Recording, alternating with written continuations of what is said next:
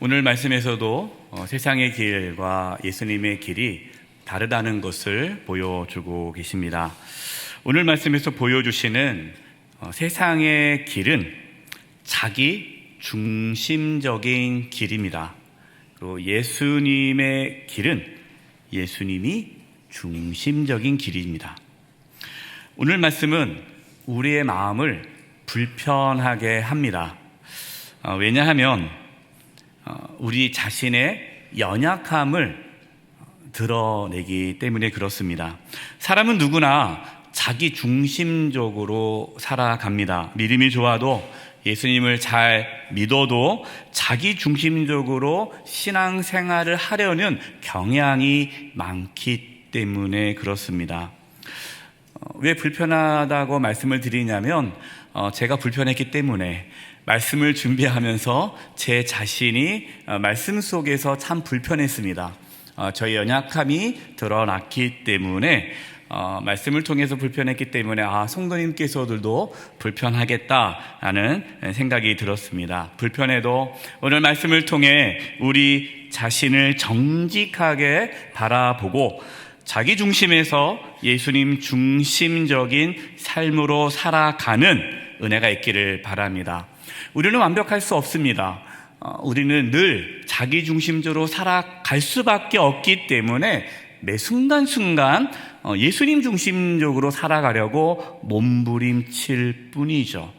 오늘 말씀을 통해 예배하는 가운데 그러한 몸부림이 저와 여러분 가운데 있기를 간절히 축원드립니다.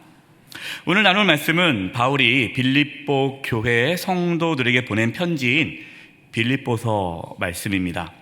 바울은 현재 감옥에 갇혀 있습니다. 바울은 감옥에 갇혀 있지만 기쁘고 감사했습니다. 자신이 감옥에 갇혀 있다는 것으로 인해서 빌립보 교회 성도들이 근심하거나 걱정하거나 마음이 상하지 않기를 바라는 마음에 편지를 썼습니다. 그 편지가 빌립보서죠. 또한 빌립보 교회 성도들이 자기 중심적인 삶이 아니라 예수님 중심적인 삶, 세상의 길이 아니라 예수님의 길을 따라가기를 원하는 마음에 이 빌립보서 말씀을 기록하였습니다. 바울은 감옥에 있지만 자신이 이러한 박해받음으로 인하여서 성도님들이 오히려 신앙의 용기를 얻고 담대히 복음을 전하는 것에 대해서 기뻐하고 감사해하고 있습니다. 빌립보서 1장 14절 말씀입니다. 형제 중 다수가 나의 매임으로 말미암아 내가 감옥에 갇혀 있는 것으로 말미암아 주 안에서 신뢰함으로 겁없이 하나님의 말씀을 더욱 담대히 전하게 되었느니라.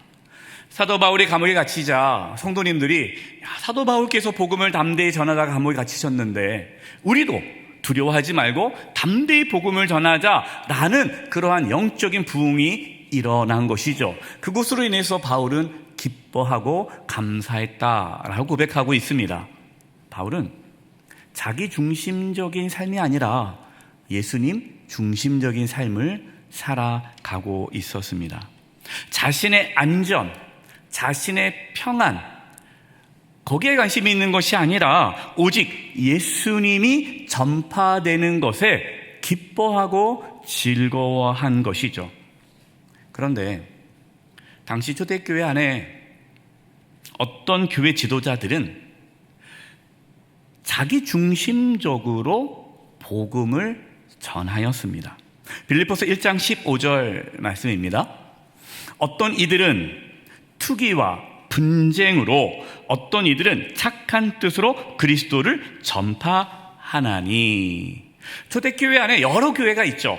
바울이 개척해서 세운 교회가 있고요. 바울이 개척하지 않고 또 다른 사람들이 개척해서 세운 교회들이 있습니다. 근데 초대교회, 이 당시에 교회에 여러 교회가 있는데 어떠한 교회 지도자들은 바울을 시기합니다. 질투합니다. 바울의 영향력이 커지는 게 싫은 거예요. 그래서 바울을 견제하기 위해 자신들의 세력을 키우기 위해 열심히 복음을 전하고 교회를 개척하는 교회 지도자들이 있었다라는 것입니다. 빌립보서 1장 17절입니다. 그들은 그 시기와 질투, 투기와 분쟁으로 개척하는, 교회를 세워가는 그 교회 지도자를 말하는 거죠. 그들은 나의 매임에 괴로움을 더하게 한 줄로 생각하여 순수하지 못하게 다툼으로 그리스도를 전파하느니라. 바울이 감옥에 갇혀 있으니까 좋은 기회다. 바울이 감옥에 갇혀 있을 때 우리가 열심히 전도해서 우리 교회를 빨리빨리 세우자. 바울의 영향력이 커지지 못하도록 우리의 세력을 더 키우자라는 그런 불순한 마음으로, 질투하는 마음으로, 경쟁하는 마음으로 교회를 세우고 복음을 전했다라는 것입니다. 그분들은 세상의 길을 따르는 분들이죠.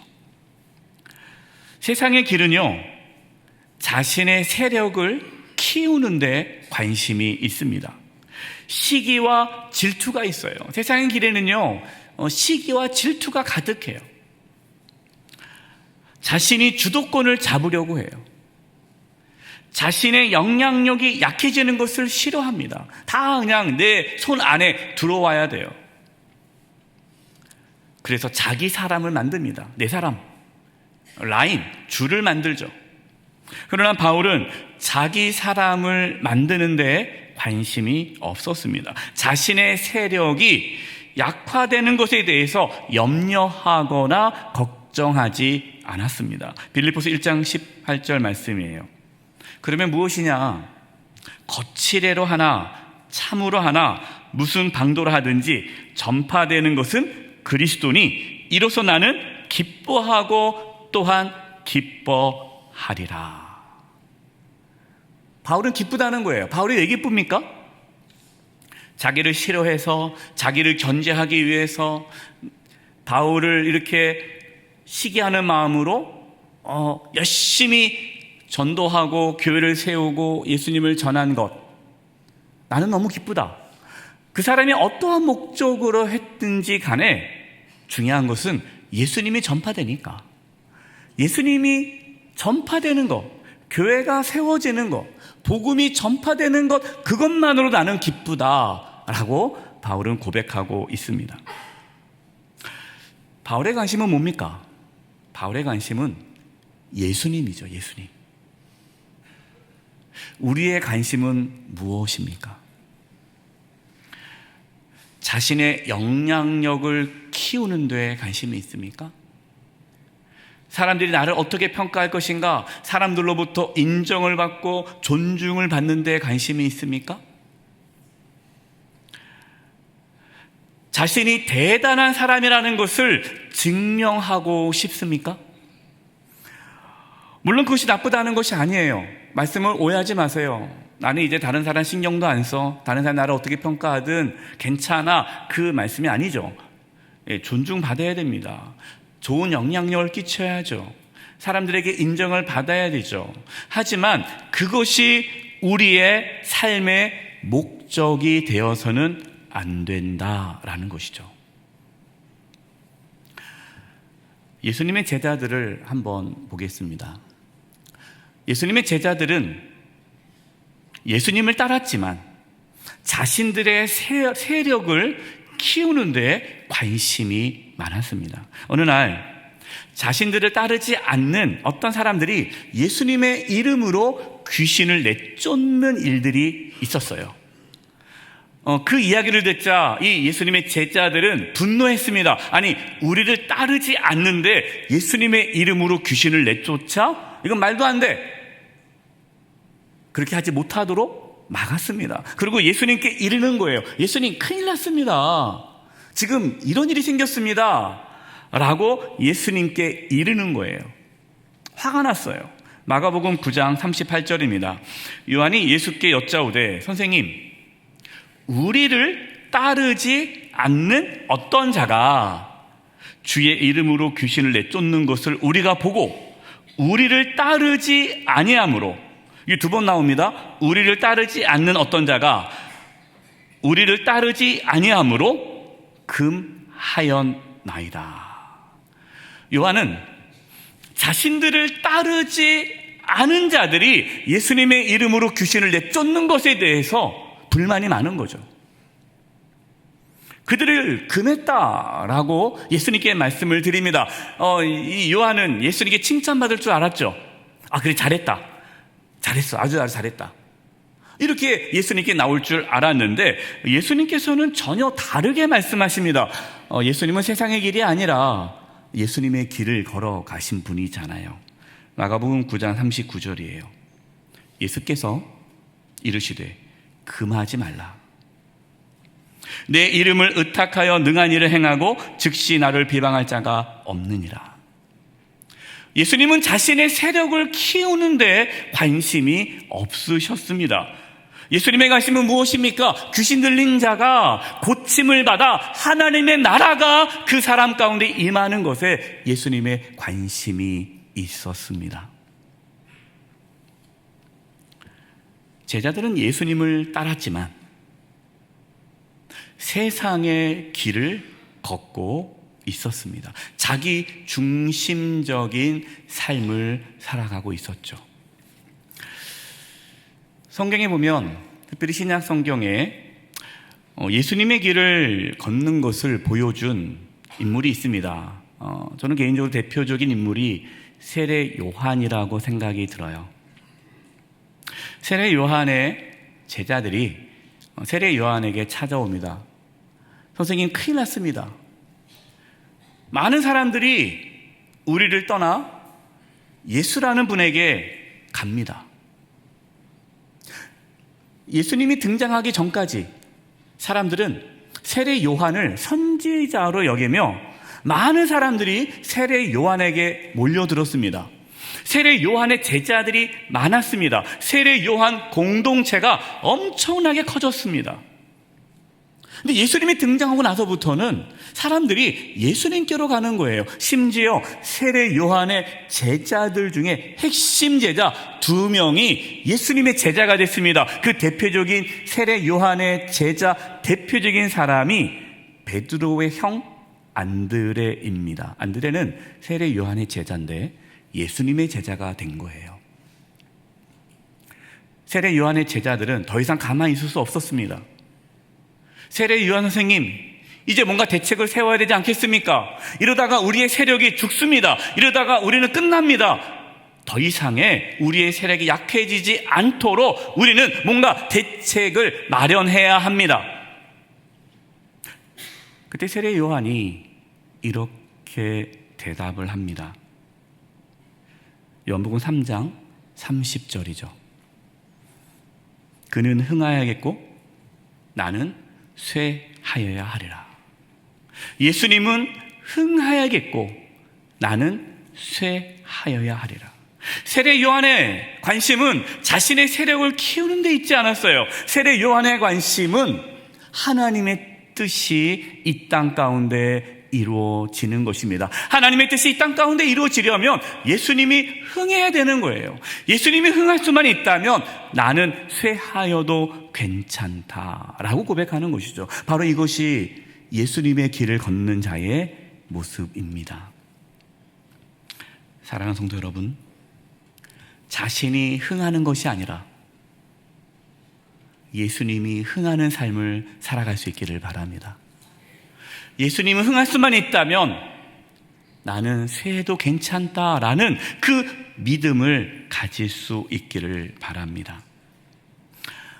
우리 교회가 우리 교회의 세력이 커지는 것에 관심을 갖는 것이 아니라 오직 하나님의 나라가 커지는 것에 관심을 갖기를 바랍니다.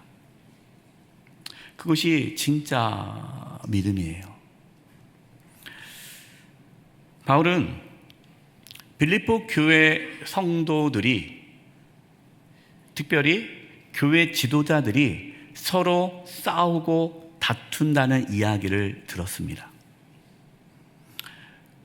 빌립보 교회 성도들이 예수님의 길이 아닌 세상의 길을 걷고 있음을 알게 된 것이죠. 그래서 예수님의 길을 걷는다는 것이 무엇인지를 보여주기 위해 이 빌립보서 말씀을 기록했다라고 말씀을 드렸는데, 그 대표적인 말씀이 오늘 본문 20절입니다. 우리 빌립보서 1장 20절 말씀을 같이 한번 읽어보겠습니다. 시작.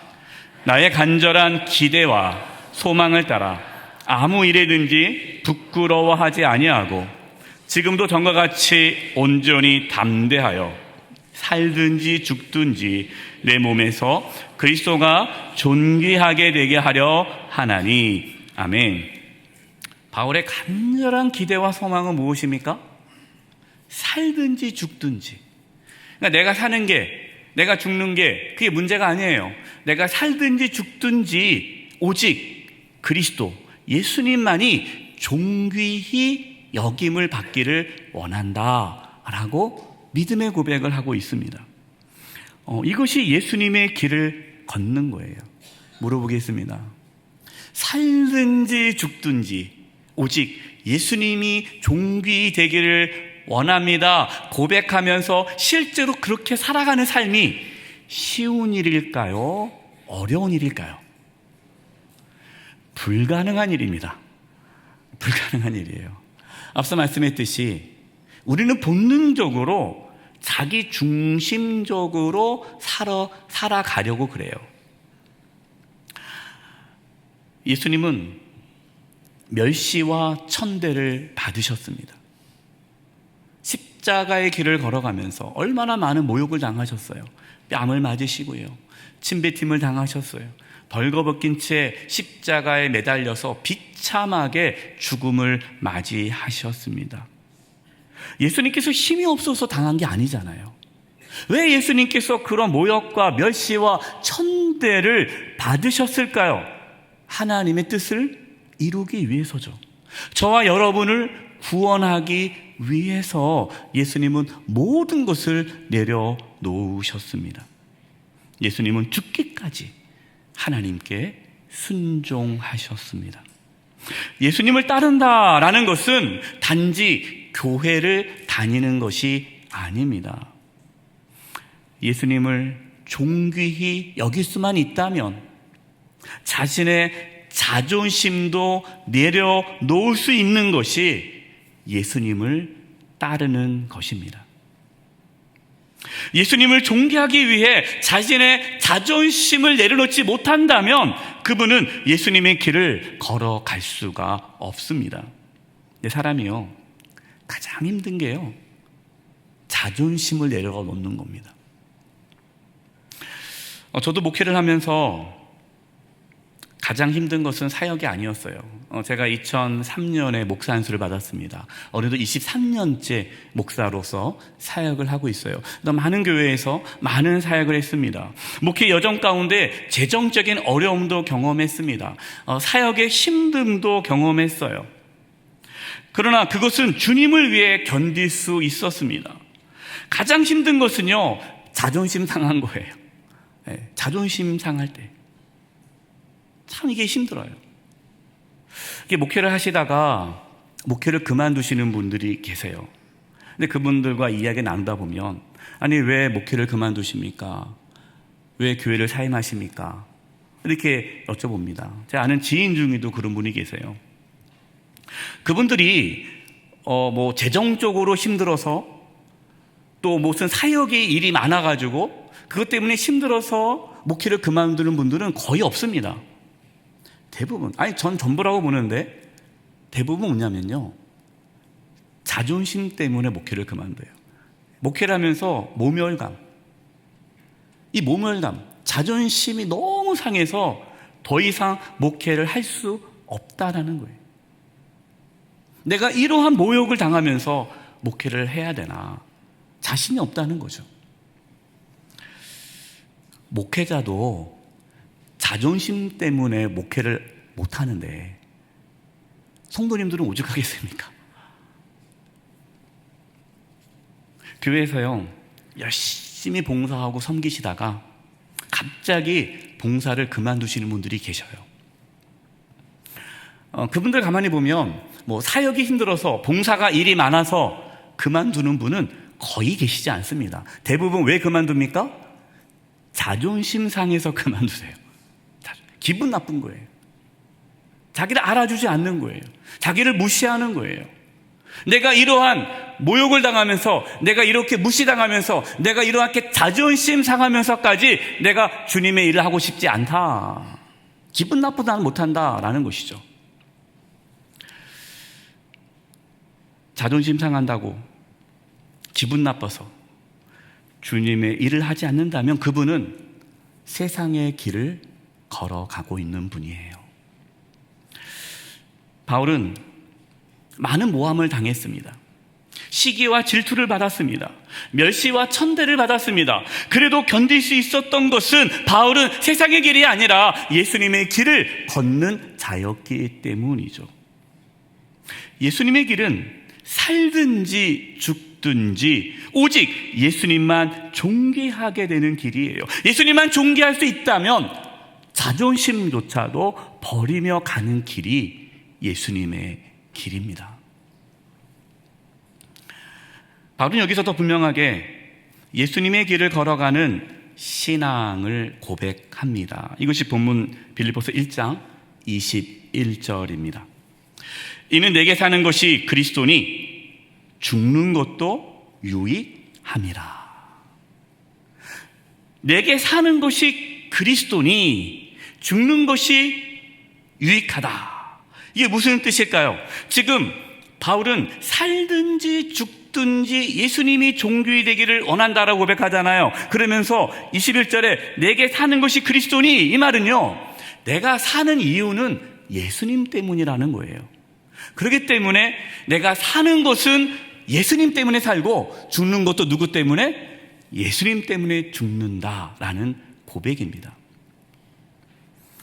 우리는 예수님 때문에 살고 예수님 때문에 죽는 그리스도인이에요. 그것이 예수님의 길을 걷는 자입니다.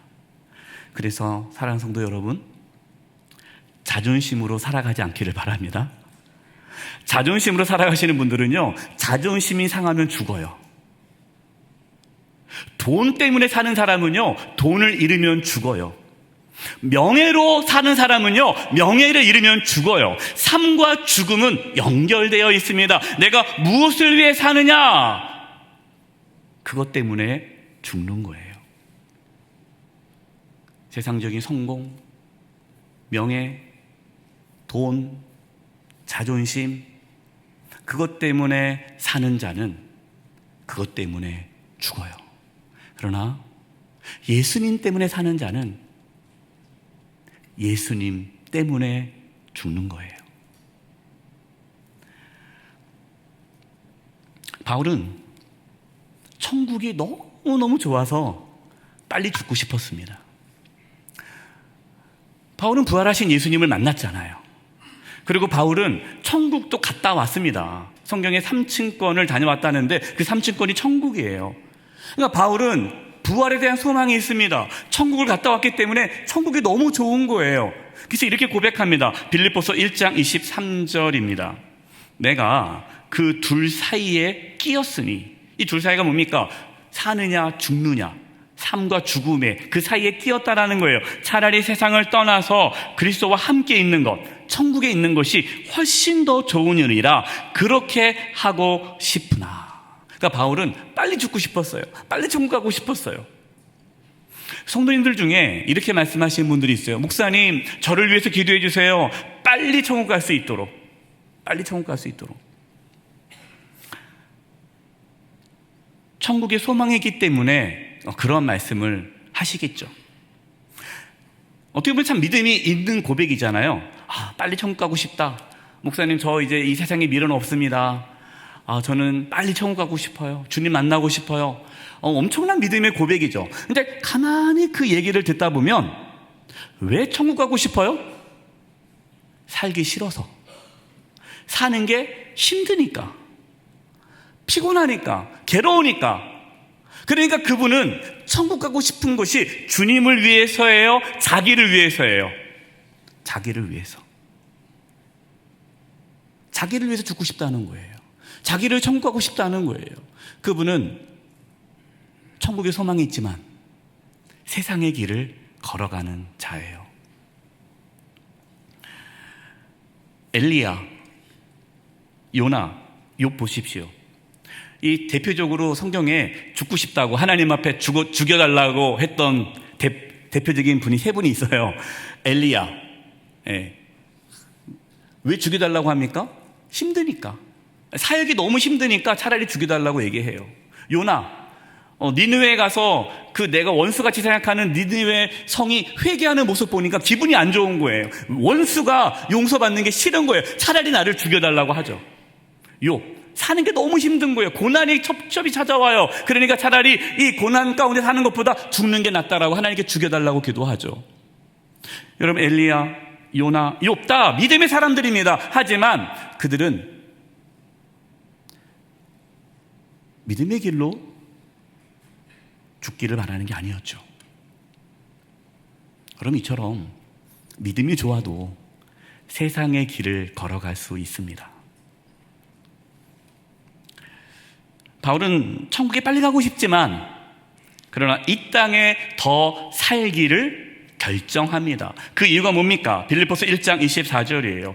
내가 육신으로 있는 것이 너희를 위하여 더 유익하리라. 아멘. 바울은요, 이 땅에 사는 게 너무 좋아가지고 행복해가지고 내가 더 살겠다라고 고백한 것이 아니에요.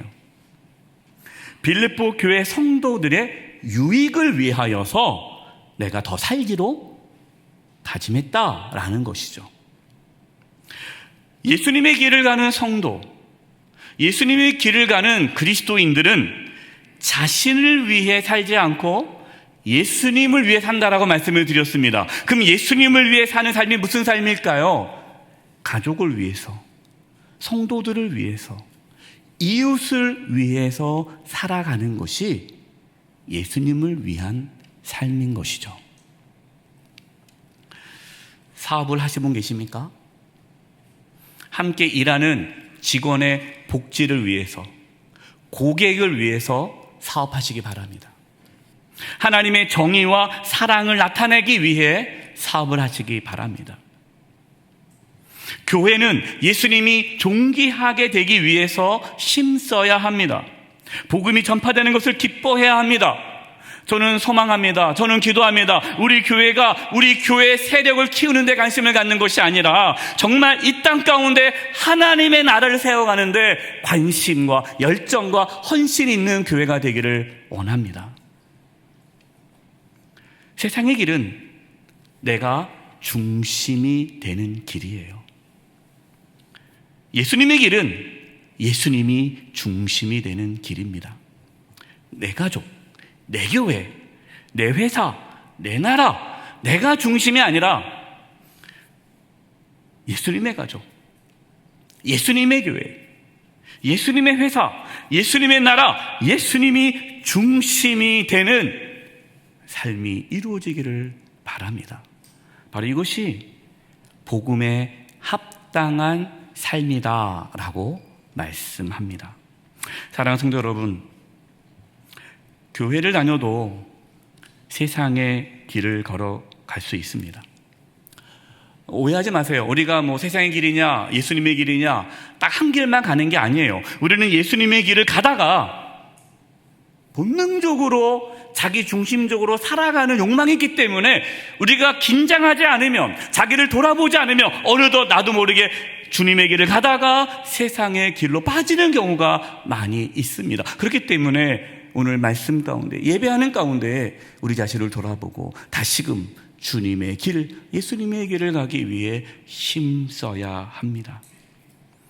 예수님의 길은 예수님을 주님으로 모시고 오직 예수님만 존귀히 여기는 길입니다. 예수님을 존귀하기 위해서는 자존심도 내려놓는 것입니다. 예수님 때문에 살고 예수님 때문에 죽는 거예요. 살기 싫어서 죽지 마십시오. 예수님 때문에 죽는 거예요. 따라서 천국에 빨리 가고 싶어도 참으시고 여러분의 가족을 위해, 성도들을 위해, 이웃을 위해 오래오래 사시기 바랍니다. 아멘 하셔야죠. 아멘. 예, 오래오래 사시기 바랍니다. 예, 오래오래 사셔야 돼요. 주님을 위해서. 예수님의 길을 가기를 소망하면서 우리 빌립보서 1장 20절 말씀을 다시 한번 같이 읽고 말씀 마치겠습니다. 우리 빌립보서 1장 20절 말씀입니다. 시작. 나의 간절한 기대와 소망을 따라 아무 일이든지 부끄러워하지 아니하고 지금도 전과 같이 온전히 담대하여 살든지 죽든지 내 몸에서 그리스도가 존귀하게 되게 하려 하나니 아멘. 이 고백대로 살아갈 수 있는 믿음이 저와 여러분 가운데 있기를 간절히 축원드립니다. 기도하겠습니다. 하나님 아버지, 살든지 죽든지 예수님을 존귀히 여길 수 있는 예수님을 따라가는 그 길을 걸어갈 수 있도록 저희들에게 믿음을 부어주시고 은혜를 허락하여 주시옵소서. 예수님의 이름으로 기도드립니다. 아멘.